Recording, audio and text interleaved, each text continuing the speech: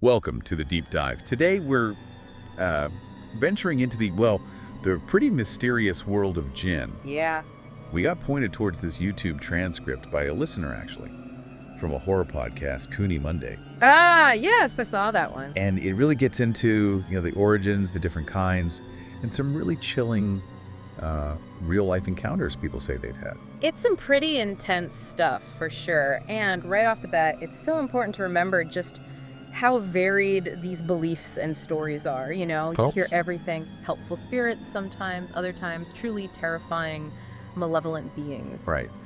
So our goal here for this deep dive is really just to unpack the main ideas, the core stories from that Cooney Monday episode. So you, the listener, get a good, solid handle on how Jinn are presented there, in that context. Exactly. An intriguing grasp, hopefully. Okay, so let's dive right in then. The creation story. Cooney Monday lays one out, and it's definitely not the same as humans or angels. No, it's not. What's fascinating is how the source really highlights that Quranic idea, that jinn were created from smokeless fire. Smokeless fire. And this was before humans, who were made from clay, and angels from light. That's the framework they present. Right. The source even brings up the story of Iblis.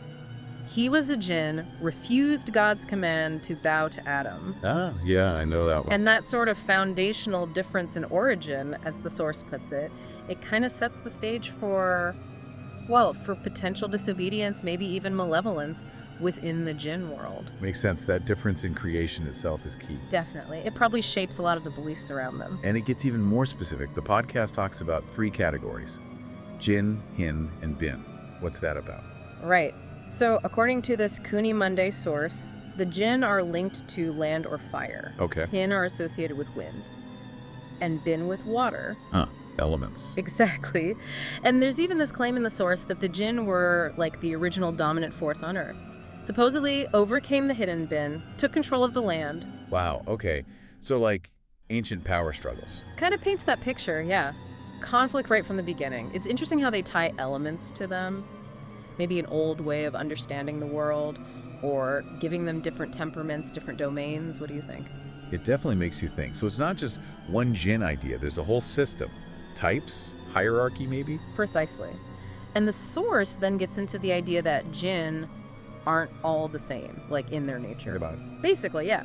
They use the terms pak for good and napak for bad, and that distinction is really crucial. How so? Well, the good jinn, the pak ones, they're seen as potentially helpful, maybe guides, though the source suggests they might only interact with people who are, blessed or have a clean soul. Okay. And the bad ones? The napak jinn, they're the ones linked to haunting isolated places, causing trouble, negative stuff.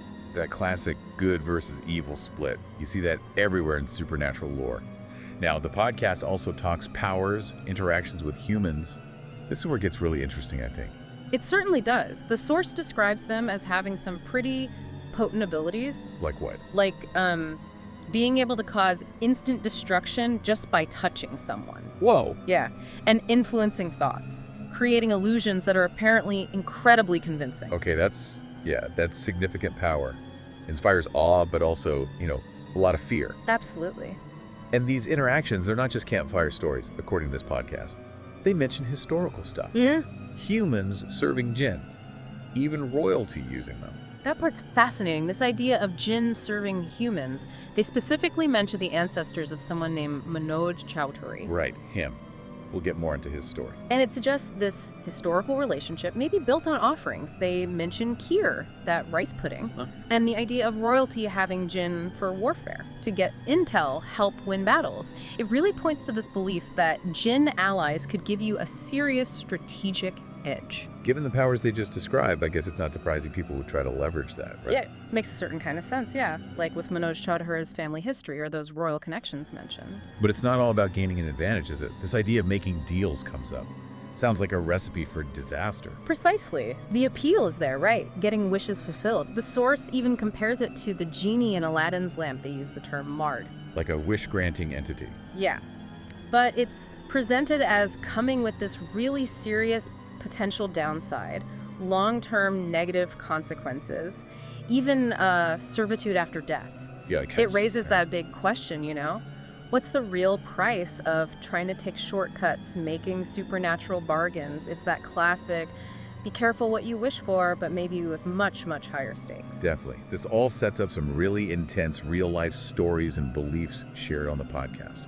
Yeah. Let's start with Manoj Chaudhary. His account sounds, well, deeply unsettling. Yeah, his story really takes center stage in this part of the transcript. He talks about his family serving Jinn for generations. Wow.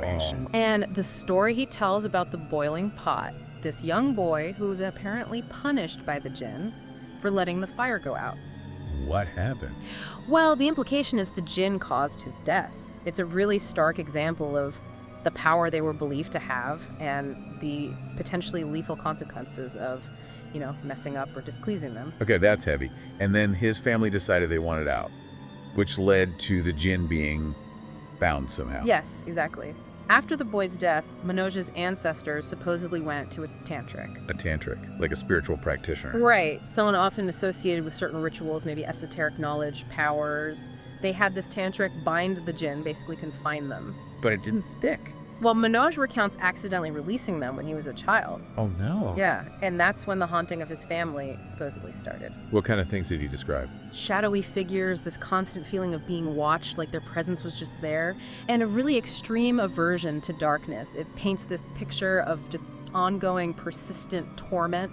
And it even followed him to the podcast studio. That must have been incredibly unnerving for everyone there. It certainly sounds like it. His fear of the lights going out in the studio, it just underscores how intense these experiences were for him. And didn't he say he felt one sitting next to him while recording? He did, which adds this chilling, immediate dimension to it all. He also talks about how he copes now, basically avoiding darkness at all costs. It just shows the profound, lasting impact these alleged encounters had. Man. Okay, moving on a bit. Yeah. The podcast mentions specific places associated with Jinn. This Jinn Mountain, what's that? Right, Jinn Mountain, or Wadi Jinn in Saudi Arabia. And they mention a similar place in Madhya Pradesh, India. Why are they significant? Because of these really weird effects people observed there, like cars seeming to roll uphill when they're in neutral. Huh, really? Yeah, or water appearing to flow upwards against gravity. The Saudi place, Wadi Jinn, is specifically linked in the narrative to the idea of Jinn being confined there. But the host didn't fully buy the Jinn connection for the Indian place, did they? That's right. When they talked about the Madhya Pradesh site, the hosts seemed more inclined towards, natural explanations. Earth's magnetic field, weird gravity spots, maybe even optical illusions from the landscape. So a bit of skepticism there, a more scientific view alongside the supernatural stuff. Exactly, it shows that contrast. And beyond these places, Kuni Monday also touched on rituals and beliefs around Jinn, didn't it? Good point, yeah. It briefly mentions rituals, connections to Iblis even. Yes, mentions of rituals linked to Iblis, the fallen Jinn we talked about, and also this idea of families being cursed or having some negative spiritual tie to Jinn. But not much detail on the specifics. No, the transcript we have doesn't really elaborate much there, Yeah. but it hints at this wider cultural context where Jinn are woven into religious practices, superstitions, that kind of thing. Gotcha. Now let's really get into the story of Ciara and her mother's supposed deal with a Jinn. This one sounds like pure horror movie material. It really does. The setup is Ciara's mother supposedly makes a deal with a Jinn for a better life. Okay, what's the catch? The price was Ciara herself on her 13th birthday. Oh, wow. Then the mother tries to back out of the deal, and her death soon after, disguised as a car accident. It just sets this really dark, suspenseful tone. And her father and uncle go into serious protection mode after that, right? Fortifying the cabin, Arabic writings. It sounds intense. It really shows the extent they went to. Reinforcing the cabin, white cloths with Arabic writing nailed to posts around the property, fencing. Arabic writings. But weren't they described as a Christian family? They were, which is fascinating, right? It suggests this cultural borrowing of protective practices. When facing something perceived as this dangerous, maybe specific religious boundaries blur, they use what they believe works. Makes sense in a way. And they gave her a talisman. Yeah, a tabiz. Yeah. For protection. All these actions point to strong beliefs in specific methods, symbols, often drawn from religious or spiritual traditions, to ward off Jinn. But the Jinn doesn't just give up, does it? Yeah. It tries to lure her out with illusions. Exactly. It exploits her emotions, creates an illusion of her dead mother. Oh, that's cruel. Yeah. And another vision, a crying woman needing help. It really highlights the jinn's supposed ability to manipulate perception, emotions, to get what it wants. And the actual confrontation. The description of the Jinn sounds terrifying. 9 to 10 feet tall. Black, no lips or eyebrows, sharp teeth. Yeah, total nightmare fuel, like you said. It's clearly meant to be terrifying. And the battle isn't just physical. There's psychological stuff, too, like the illusion where it seems like Uncle Bernie dies first. Some of that stuff. Then the father's sacrifice, Ciara finally killing the Jinn with this dagger. But then her father dies, too. It's tragic. A really Pyrrhic victory. Absolutely. And it delivers this really powerful, poignant message about the devastating consequences of making those kinds of deals. Yeah, the underlying message seems crystal clear. Okay. Don't make impulsive bargains with the unknown. For sure. Ciara's story is like this potent cautionary tale. Unforeseen, tragic consequences, even from perhaps well-intentioned decisions, it really sticks with you. Okay, shifting gears slightly. The podcast calls Delhi the city of jinns. Which specific places there get highlighted? Delhi's reputation, yeah. It's linked to several historical spots. Jamal Kamali, Feroz Shakotla, Batiari. These places are believed by many to harbor jinn. Why those places? Usually because of their age, historical significance, or specific legends tied to them over time. The story about Jamal Kamali, the poet, sounds interesting. Why is his mosque supposed to be a jinn hotspot? Well, the belief around Jamal Kamali stems from his reputation for piety. He supposedly commanded respect, even from the spiritual realm. Okay. So the story goes, when he died, jinn came to pay respects, bid him farewell, and some supposedly chose to stay there near his mosque because of his strong spiritual presence. And that led to? Reports of paranormal stuff, sounds of praying when no one's there, seeing unexplained shining eyes, even stories of jinn warning disrespectful people away. It suggests this continued presence. Wow. And Feroz Shakotla. That has its own specific traditions, right? Thursday rituals. Yes, Feroz Shakotla, built by Feroz Shah Tulak, widely believed to be frequented by jinn. And that belief led to these really popular Thursday rituals. What do people do? They come, light lamps, make wishes, tie threads on the walls, all dedicated to what they call Jinn Baba. Jinn Baba? Yeah, even the local cleric acknowledges people report paranormal activity there. But he also emphasizes God's ultimate power. So you see this blend of local folk belief and mainstream religion. Fascinating mix. Okay, now for maybe the strangest story.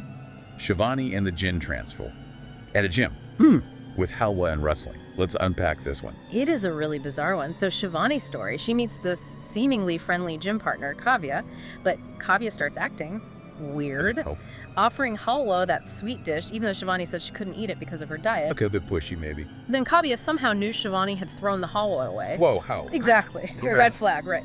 And then Kavya suddenly gets really insistent about having a wrestling match. Wrestling at the gym, okay. Yeah, it all points towards Kavya having some kind of hidden agenda. And the wrestling match was key. What supposedly happened during that contact? The story presents the intense physical contact during the wrestling, plus Kavya being surprisingly strong as the method Kavya planned to use to transfer a jinn to Shivani. Through sweat. Through sweat, yeah. That's the claim. And after the match, Shivani has this run of unexpected good luck. Oh, so it worked. Well, temporarily. Then her luck dramatically reverses, turns really bad, which leads her mother to take her to a dargah. A dargah. A Sufi shrine. For help. Exactly. A place people go seeking spiritual help or blessings. And the movie there, that's where the big reveal happens. Absolutely. The movie, the religious scholar, he reveals the truth. Kavya was actually 32. She had had a jinn transferred to her 4 years earlier. Also by sweat, at a gym. Apparently so, by another gym goer, and she was trying to pass it on to Shivani the same way. Why? And why Shivani? The movie explained the jinn needed a physically similar host, and that it treated its hosts really badly, malevolently. So Kavya was desperate to get rid of it. Seems so. And Shivani just happened to be the target.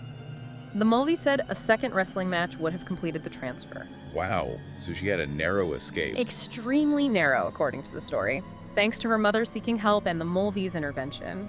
It's a chilling tale about, unseen dangers in everyday places, and these very specific, weird beliefs about supernatural transfer. Definitely makes you think twice about wrestling someone at the gym. Hey. The podcast also mentions good jinn, right? Yeah. And maybe seeking their help. It does reaffirm that belief, yeah. Good and bad. And it mentions the idea of powerful tantrics being able maybe to enlist help from good jinn positively. without misuse. So benevolent intervention is possible. It suggests that possibility, yeah, but under very specific, controlled circumstances, usually involving someone with specialized spiritual knowledge, not something for just anyone to try. Right. Then there's the story of Wasim, his Eid encounter. That one offers a totally different vibe, doesn't it? A protective jinn. Wasim's story is quite poignant, yeah. He's 14, grieving his parents who died recently, feeling really sad during Eid. Understandable. Goes to a movie with cousins.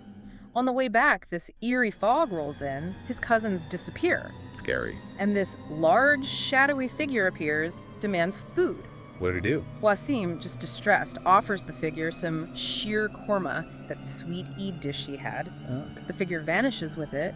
Then Wasim finds his cousins, they'd been robbed, injured. Oh, wow. So the figure wasn't the threat. Apparently not. His maternal uncle later explained it. He said Wasim's deceased mother, who apparently could communicate with Jinn, She could. according to the uncle, yes.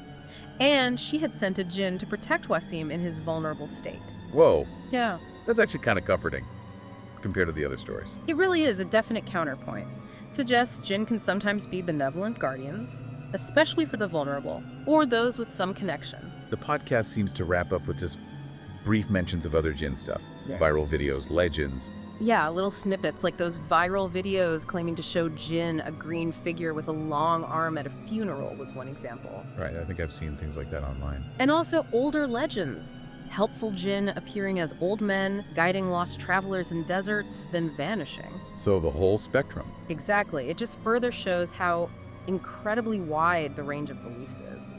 Malevolent entities, mysterious guides, protectors, all under the umbrella of Jinn. But there's a really strong warning at the end, isn't there? Against actively seeking them out. That feels important. Absolutely crucial takeaway. The Kuni Monday hosts strongly advise against trying to contact Jinn for wishes or personal gain. Why? Just the risk. The inherent risks, yeah. Potential for negative, even dangerous encounters. They emphasize this kind of interaction was maybe more common in ancient times, often tied to specific, maybe perilous situations. Not something to dabble in now. Definitely not. And even those places like Firashah Kotla or Jamal Kamali, seen as places of blessing, sometimes the source warns negative things can happen there too if your intentions aren't pure. So intention matters. Purity of thought. Exactly. That need for caution, for pure intentions in spiritual matters is really reinforced. Okay. So we've really dived deep into this Kuni Monday transcript about Jinn. What are the key insights we can pull out, the main takeaways? Well, our exploration really shows this rich, complex tapestry, doesn't it? Beliefs, stories. We've seen their diverse origins, smokeless fire, predating human. Categories, the good versus bad. Right, pack in the pack. And the narratives highlight these powerful interactions with humans through history. Sometimes helpful, often harmful. Always embedded in this mix of religious belief, personal experience, folklore. A mix that clearly still shapes how people see these unseen beings. Absolutely. And for you, the learner, we really hope this deep dive gave you a valuable shortcut, a way to grasp these complex, often unsettling narratives without feeling totally overwhelmed. And finally, as you think about all this, consider those recurring themes, deals, consequences, unseen forces, mundane life bumping up against the mysterious. What might these stories really reveal about us? About human desires, our deepest fears, our search for explanations beyond just the material world. Something to chew on. Maybe these stories invite us to reflect on our own perspectives. Maybe explore the deeper cultural significance of why these beliefs endure so strongly across so many places. Lots to think about.